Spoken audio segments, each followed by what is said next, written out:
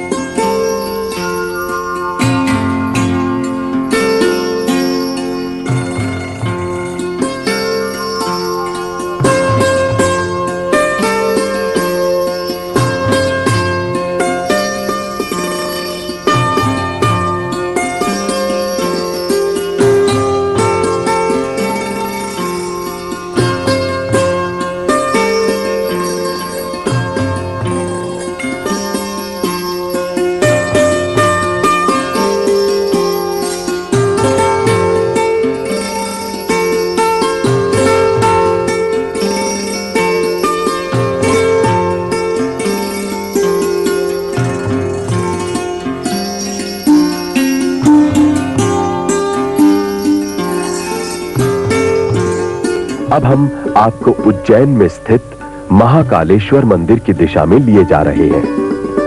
पुराण प्रसिद्ध उज्जैन नगरी सभी तीर्थों से बढ़कर मानी गई है। मृत्युलोक के स्वामी भूत भावन भगवान महाकालेश्वर का मंदिर यहां स्थित है।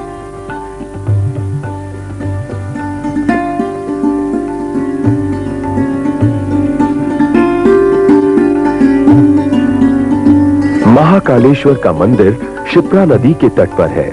नदी पर घाट बने हैं। उज्जैन उन पवित्र 7 नगरियों में से एक है जहां की यात्रा मोक्षदायिनी है। वो 7 नगरियां हैं अयोध्या, मथुरा, हरिद्वार, काशी, कांची, उज्जैन और द्वारिका। महाकाल की नगरी के पश्चिम में बहने वाली पुनीत क्षिप्रा का उद्गम देवास के पास कवड़ेश्वर में विंध्याचल से हुआ है। स्कंद पुराण के अवंती क्षेत्र महात्म्य के 49वें से 52वें अध्याय तक क्षिप्रा के 5 नाम दिए गए हैं। पहला नाम क्षिप्रा कैसे पड़ा, इसकी कथा इस प्रकार है। एक समय भगवान शिव ब्रह्मा जी के 5वें मस्तक का कपाल हाथ में लेकर भिक्षा के लिए विष्णु के पास पहुंचे। विष्णु ने भिक्षा देने के लिए अपनी तर्जनी उंगली उठाई। शिव ने क्रोध पूर्वक त्रिशूल से उंगली काट दी। उस कटी उंगली से बहने वाली रक्त की क्षिप्र अर्थात तेज धारा से शिव का कपाल भर गया और वो बहती हुई पृथ्वी पर आ गई। इस कारण वो क्षिप्रा कहलाई। इसका दूसरा नाम है ज्वर्घनी, तीसरा नाम है पाप नाशिनी, चौथा नाम है अमृतोद्भवा। पांचवी कथा के अनुसार इसका नाम विष्णु देहोद्भवा भी है।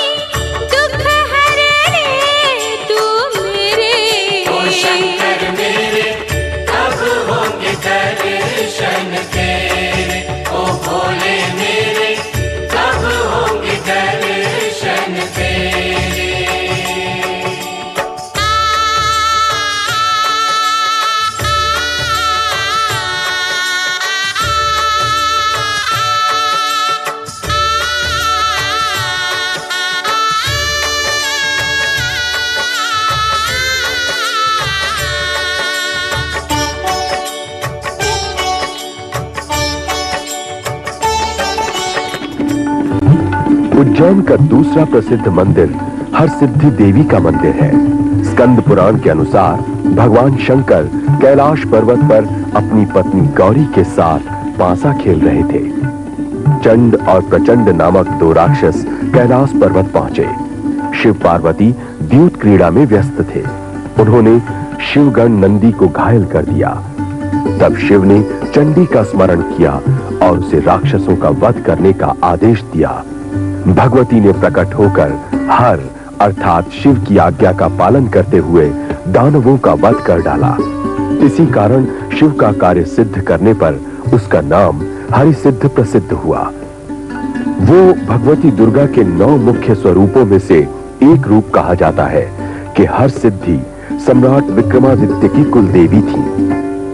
मंदिर के मध्य एक गुफा है जिसमें साधक साधना करते हैं। नित्य ब्राह्मण दुर्गा का पाठ करते रहते हैं। मंदिर के सामने 2 ऊंचे तथा विशाल दीप स्तंभ हैं, जिन पर 726 दीप स्थान हैं। नवरात्रि के समय दीपक जलाए जाते हैं। शिव पुराण के अनुसार दक्ष यज्ञ के विध्वंस के पश्चात शिव के द्वारा जली देह को घुमाने पर गिरी हुई सती की कोहनी का यहां स्थान है। तांत्रिकों ने इसे सिद्धपीठ स्थान कहा है।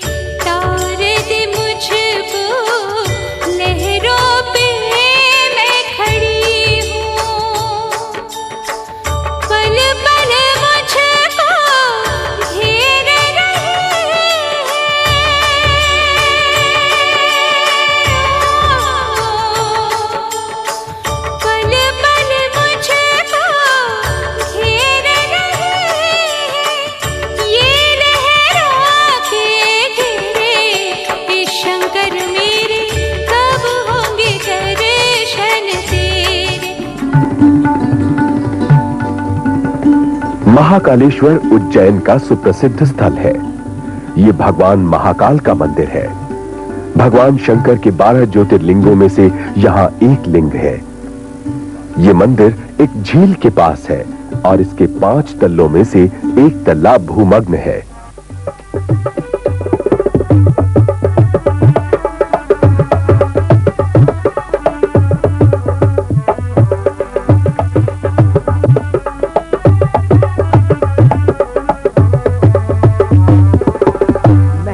तुम्हारी भोले सबसे निराली, महिमा तुम्हारी भोले सबसे निराली। खाली नहीं लौटा कोई सवाली, खाली नहीं लौटा कोई सवाली। जो मांगा तूने वो ही दिया, भक्तों के रखवाले मत वाले के बम बम भोला शंकर, गले में नाग भयंकर के बम बम भोला शंकर।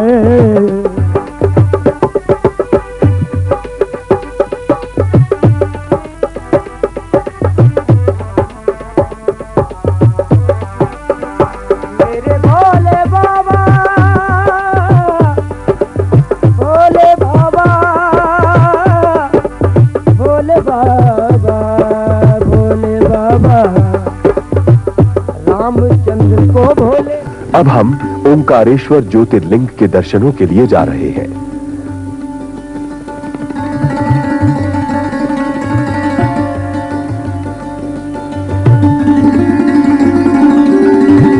ओंकारेश्वर मध्य प्रदेश का मनोरम तीर्थ स्थल है। हालांकि शैव दर्शन की आधार भूमि पर इसकी रचना हुई है, लेकिन ये दूसरे मतों को मानने वालों के लिए भी पूज्य भावना जागृत करता आ रहा है। कोटि रुद्र संहिता के अनुसार ओंकार तीर्थ में ज्योतिर्लिंग परमेश्वर है। ओंकार तीर्थ में होने के कारण ओंकारेश्वर नाम पड़ा।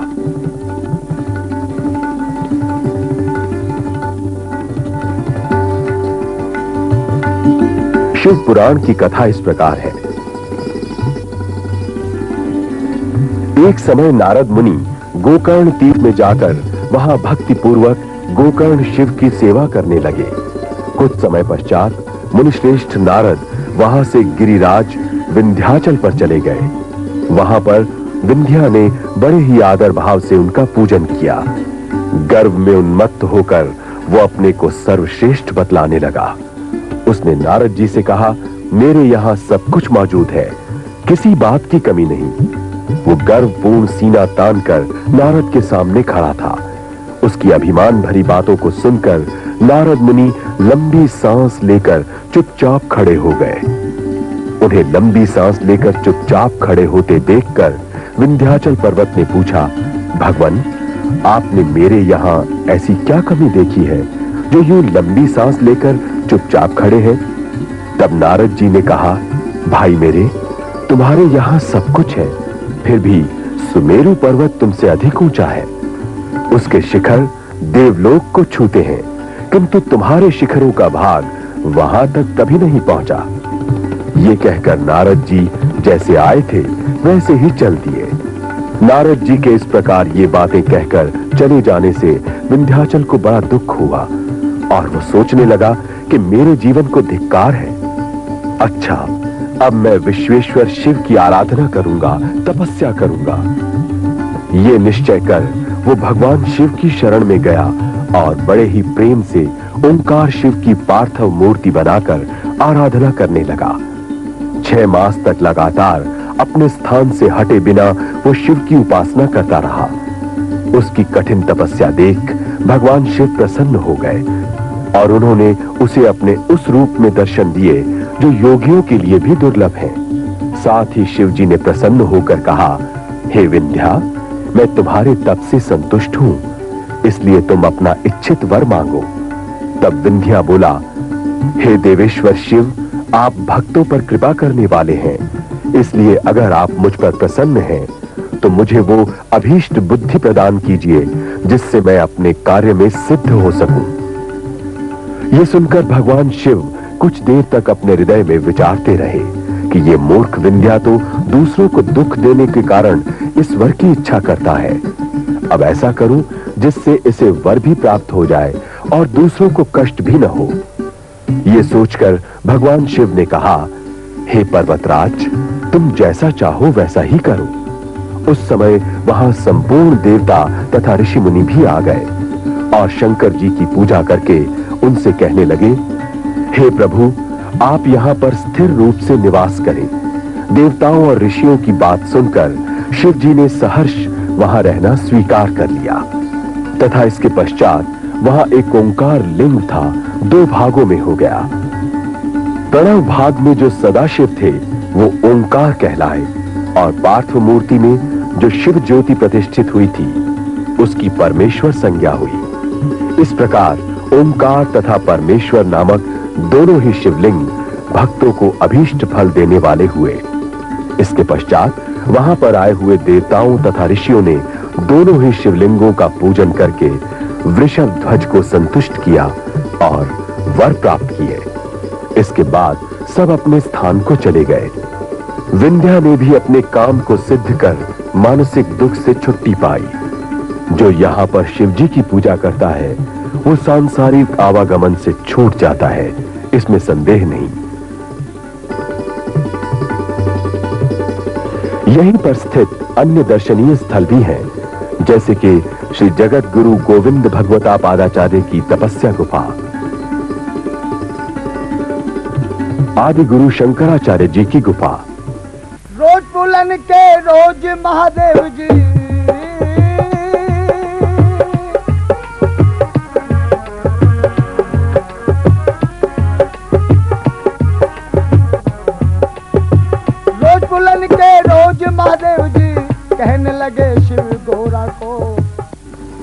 यहीं पर पास ही एक और शिवलिंग है जिसे अमलेश्वर कहते हैं और ज्योतिर्लिंग माना जाता है। इस प्रकार शास्त्रों के अनुसार ये स्थान संयुक्त ज्योतिर्लिंग के रूप में प्रतिष्ठित है। लगे शिव गोरा को जल्दी करो तैयार ना दिया चलो कृष्ण के दर्शन को, जल्दी करो तैयार ना दिया चलो कृष्ण के दर्शन को।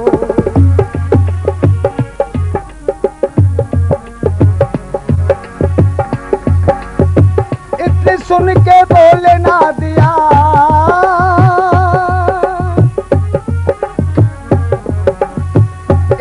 सुन के बोले ना दिया खूब सजाना हम तुमको,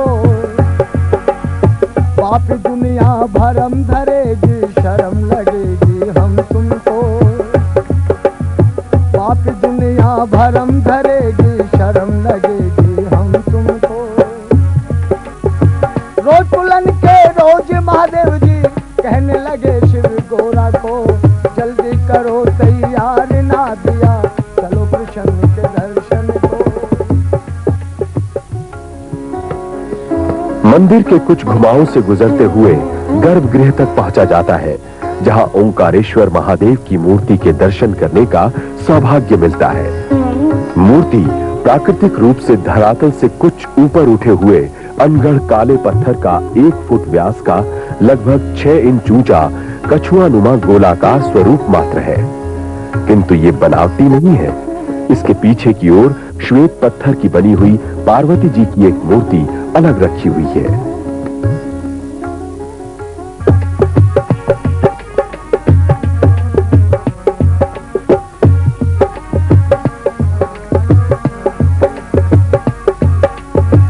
अंदर बैठी माता जसोदा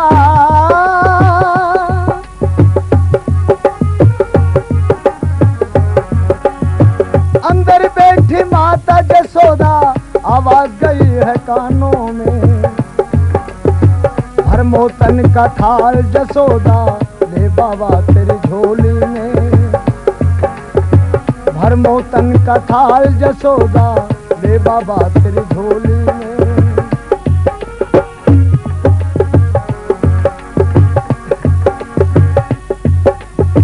भोली बावली होई जसोदा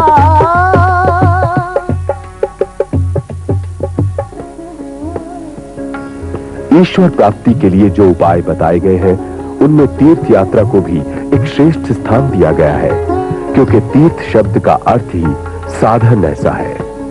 इसलिए तीर्थों की भक्ति युक्त यात्रा व दर्शन मात्र से ये भवसागर सहज पार किया जा सकता है।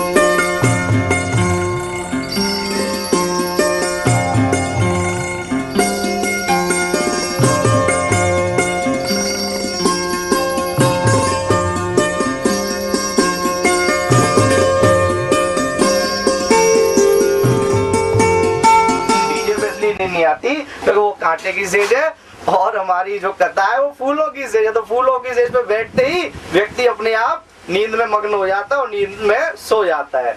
इसलिए शिवाय हरि ओम नमः शिवाय, हरि ओम नमः शिवाय।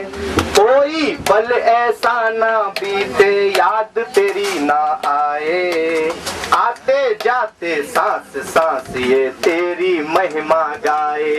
हरि ओम नमः शिवाय, हरि ओम नमः शिवाय, बोलो ओम नमः शिवाय, हरि ओम। नता है सुरताल का बोले तेरी बम बम, बोले तेरी बम बम, सबसे मुक्ति दिलाए। आते जाते सांस सांस ये तेरी महिमा गाए। बोलो ओम नमः शिवाय, हरि ओम नमः शिवाय, ओम नमः शिवाय।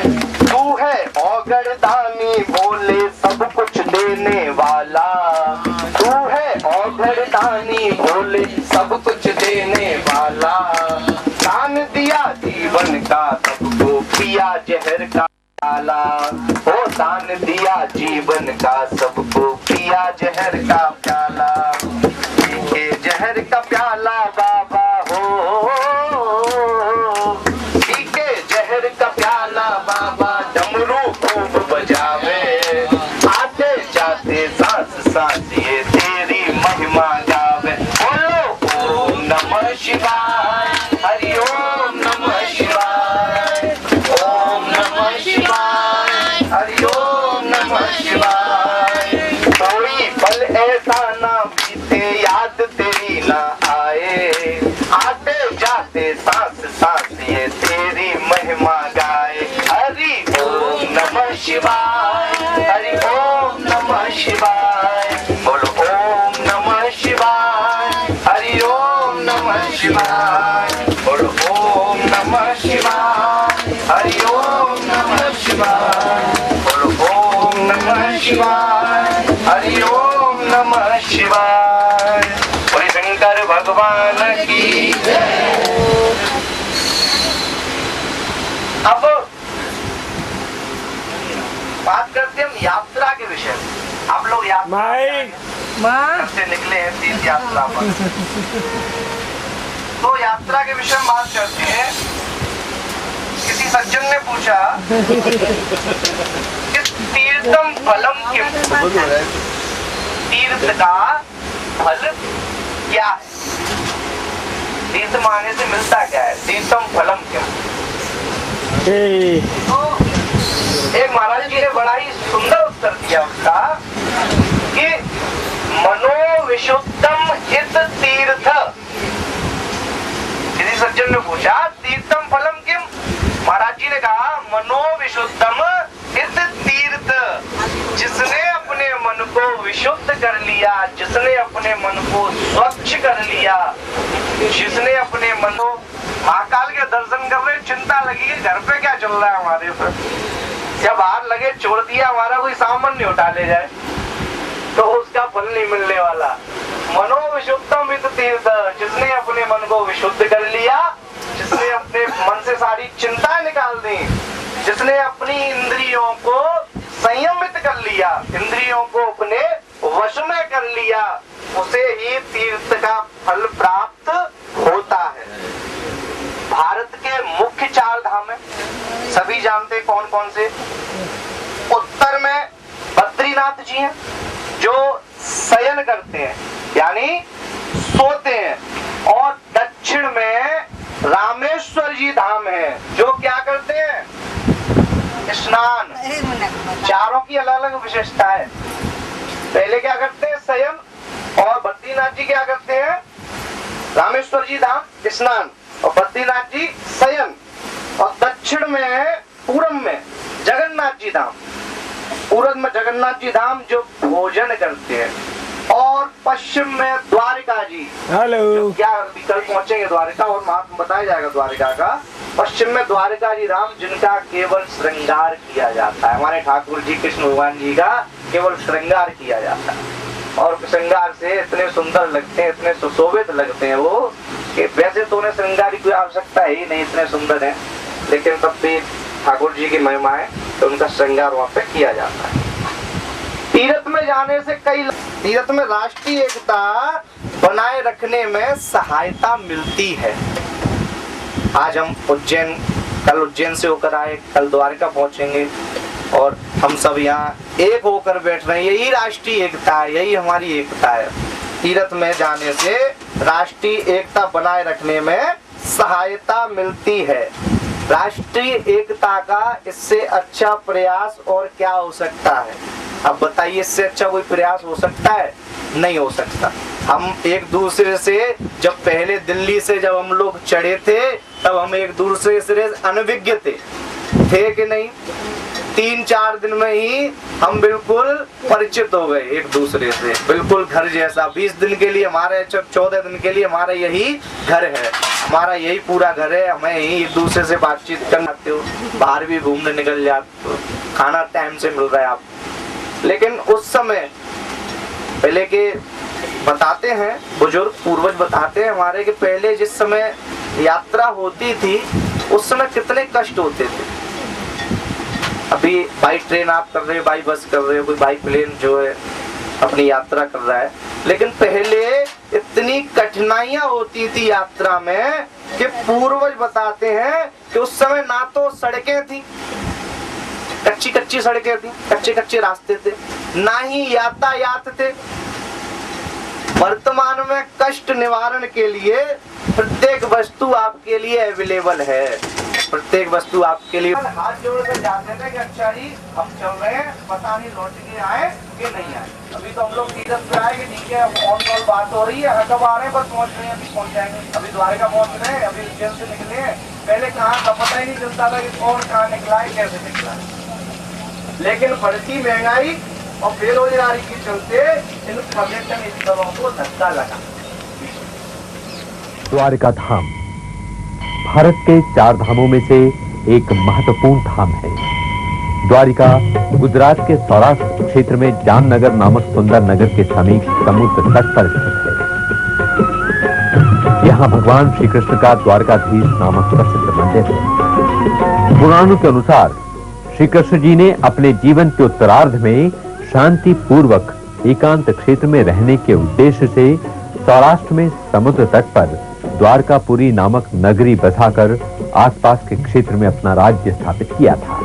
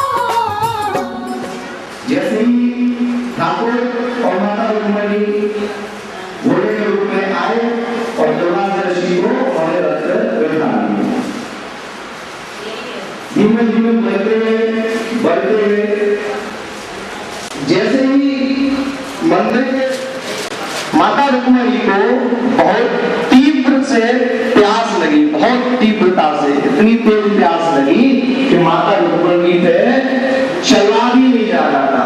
माता रुक्मणी थक गई घोड़े रूप में चलते चलते। तो उन्होंने श्री द्वारकाधीश जी से कहा कि मुझे बहुत प्यास लग रही है, बताइए क्या करो।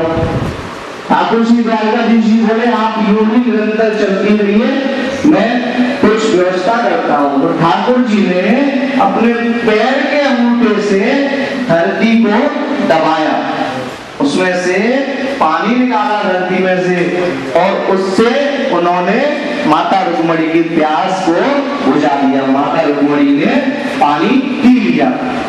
इस घटनाक्रम को देखकर दुर्वासा ऋषि अत्यंत क्रोधित हुए। दुर्वासा ऋषि तुरंत रथ से नीचे उतर गए। उन्होंने कहा मेरे साथ अन्याय, एक भूता ब्राह्मण बैठा हुआ और तुमने पानी पी लिया। तब दुर्वासा ऋषि ने उन्हें श्राप दिया, तो नहीं करना चाहिए था। इसलिए मैं आपको श्राप देता हूं कि आप 12 वर्षों तक ठाकुर श्री द्वारकाधीश से अलग रहेंगे, आप उनसे मिल नहीं पाएंगे। इसलिए माता रुक्मणी का मंदिर ठाकुर श्री द्वारकाधीश से 2 किलोमीटर की दूरी पर अलग बना हुआ है। माता रुक्मणी ने 12 वर्ष तपस्या की है, हरिनाम का गुण गाया है। 12 वर्ष के पश्चात कृष्ण और रुक्मणी का दोबारा मिलन हुआ है। तो ये माता रुक्मणी की कथा थी। और द्वारकाधीश का महत्व ये है, 5000 वर्ष पूर्व द्वारका ठाकुर श्री कृष्ण ने यहाँ आकर बसाई थी। मथुरा में श्री कृष्ण थे, यहाँ आकर क्या हुए श्री द्वारकाधीश विश्वास को मारकर ब्रज की गोपियों पर, ब्रजवासियों पर अपनी भक्ति का उन्होंने रंग चढ़ाया, सब पर कृपा की। उसके बाद कृपा करके ठाकुर जी द्वारका आए और यहाँ आकर द्वारकाधीश बन गए। बोले द्वारकाधीश भगवान की। चावल खाकर आपने इस विप्र के 2 मुट्ठी चावल खाकर आपने 2 लोगों को दान कर ही दिए, और तीसरा लोग बचा वो तो दीजिए उसको 3 मुट्ठी चावल खा लो तो क्या होगा। कथा बहुत लंबी है, सुदामा चरितामृत में समय का अभाव रहते हुए थोड़े शब्दों में आपको बता दे रहा हूँ, और समय हमारे पास बहुत ही कम है, मात्र 5-10 मिनट बची है। इसलिए जैसे ही वो चावल खाए तो तीसरा मुट्ठी में भात खाए तो उन्होंने कहा एक काम कीजिए, इसको मत खाइए, ये हम सब में भी मान लीजिए, हम भी तो इस विप्र के आ गया था प्रसाद खा ले, ऐसे समझाया माता रुक्मणी। तो प्रसाद ठाकुर जी ने बांट दिया। तो जब ठाकुर जी ने प्रसाद बांट दिया, सुदामा जी ने देखा कि चावल खा लिए, चलो कोई नहीं, 2-3 दिन रुके ठाकुर जी के। सुदामा ने रुकने के बाद किस अच्छा ठाकुर जी हमारे उताराई तो रहे, बहुत कैसे रहे, स्वभाव से कैसे रहे, मजाक ही टाइप के कृष्ण भगवान, क्योंकि राम अवतार बहुत मर्यादा निभा ली।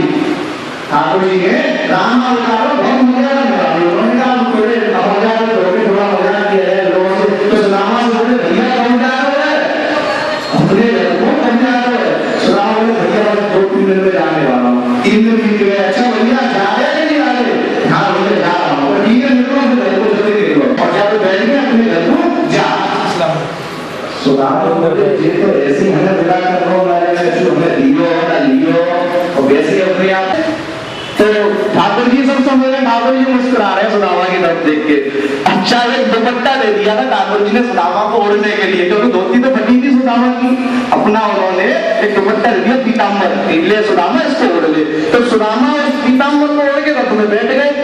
तो जैसे ही रथ चलने लगा ठाकुर जी बोले भैया सुदामा जो मेरे पीताम्बर मोड़ ले जा, मेरे पीताम्बर मोड़ ले जा। आप सुदामा कह रहे हैं चाहिए कि न चाहिए। तो सुदामा को विदा किया। सुदामा पूरे रास्ते पर सोचते जा रहे हैं। ठाकुर जी के सुशीला कहेगी कि तुमने कुछ मांगा नहीं होगा, और उसने मुझे कुछ दिया नहीं। पूरे रास्ते में सोचते जा रहे हैं। तो ठाकुर जी ने कहा कहीं हार्ट अटैक से मर नहीं जाए बेचारा गरीब ब्राह्मण। रास्ते में ठाकुर का रूप लेकर रथ को रुकवा दिया है। क्या है तेरे पास? सुदामा ने भैया देख रहे हमारे पास फटी रोटी के अलावा और कुछ सुना है।